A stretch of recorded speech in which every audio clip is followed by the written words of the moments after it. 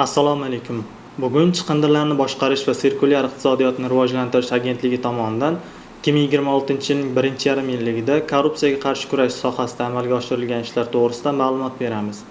Avvalo, agentlik tizimida korrupsiyani oldini olishga qaratilgan ishlar tizimli va aniq belgilangan chora-tadbirlar asosida tashkil etilganligini ta'kidlash lozim.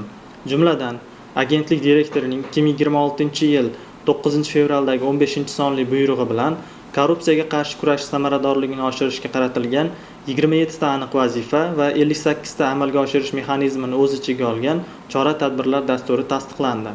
Shuningdek, korrupsiyaga qarshi kurash sohasidagi faoliyatni yagona mezon va talablar asosida tashkil etish maqsadida 11 ta ichki idoraviy hujjat ishlab chiqilib, amaliyotga joriy etildi. Korrupsiyaning oqibatlariga qarshi kurash bilan bir qatorda uning kelib chiqishiga sabab bo'lishi mumkin bo'lgan xavf-xatarlarni oldindan aniqlash va bartaraf etishga alohida e'tibor qaratilmoqda. O'zbekiston Respublikasi Prezidentining 2022-yil 11-maydagi PQ 240-son qarori talablariga muvofiq agentlikning vazifa va funksiyalari korrupsiyaviy xavf-xatar nuqtai nazaridan baholandi. Baholash natijasida agentlikning 68 ta funksiyasidan bittasida korrupsiyaviy xavf-xatar darajasi yuqori, 9 tasida o'rta, qolganlarida past deb baholandi.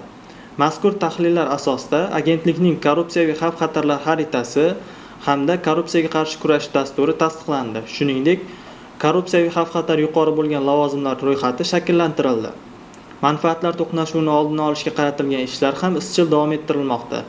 2026-yilda agentlik uning hududiy boshqarmalari hamda tizim tashkilotlarida mehnat faoliyatini amalga oshirayotgan jami 3363 nafar xodim tomonidan ehtimoliy manfaatlar to'qnashuvi to'g'risidagi deklaratsiyalar to'ldirildi. Agentlik uning hududiy boshqarmalari hamda tizim tashkilotlari tomonidan imzolanayotgan barcha xo'jalik shartnomalariga korrupsiyaga qarshi kurashish bo'yicha maxsus shartlar kiritildi.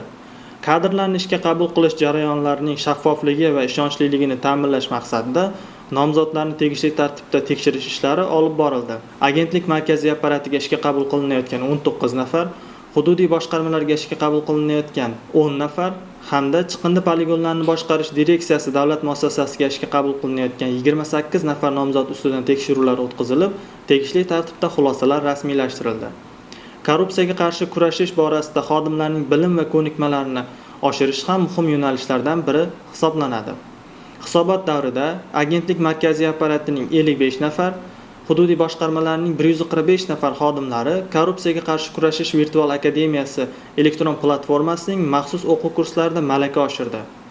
Korrupsiya faktlariga oid murojaatlarni qabul qilishda fuqarolar uchun qulay hamda tezkor aloqa imkoniyatini yaratish maqsadida agentlikning Go.uz Sanitation rasmiy veb-sayti, Sanitation.uz elektron pochta manzili, 1275 ishonch telefoni hamda Sanitation Anticore Bot Telegram bot faoliyati yo'lga qo'yilgan. Mazkur aloqa kanallari yo'lga qo'yish orqali fuqarolarga korrupsiya faktlariga doir murojaatlarni anonim tarzda yo'llash imkoniyati yaratildi. 2026-yilning 1,5-yilligida agentlikka korrupsiya faktlariga doir 16 ta murojaat kelib tushgan. Murojaatlarning barchasi qonunchilik hujjatlarida belgilangan tartibda ko'rib chiqildi. Shu bilan birga korrupsiyaviy xavflarni aniqlash, qonun buzilishlarining oldini olish va tizimda ijro intizomini mustahkamlash maqsadida agentlikning hududiy boshqarmalari va tizim tashkilotlarida 5 ta rejali o'rganish va 6 ta xizmat tekshiruvi o'tkazildi.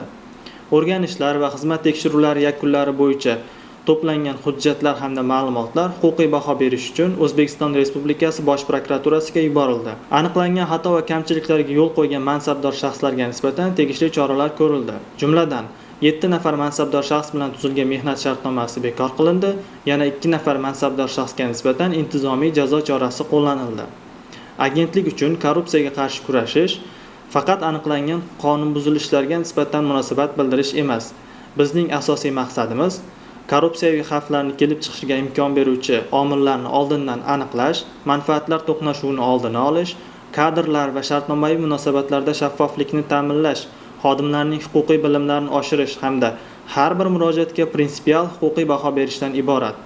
Kelgusida ham agentlik tizimida korrupsiyaga nisbatan murosatsiz munosabatni shakllantirish, korrupsiyaviy xavf-xatarlarni kamaytirish, ochiqlik va hisobdorlikni yanada kuchaytirish bo'yicha tizimli ishlar izchil davom ettiriladi. E'tiboringiz uchun rahmat.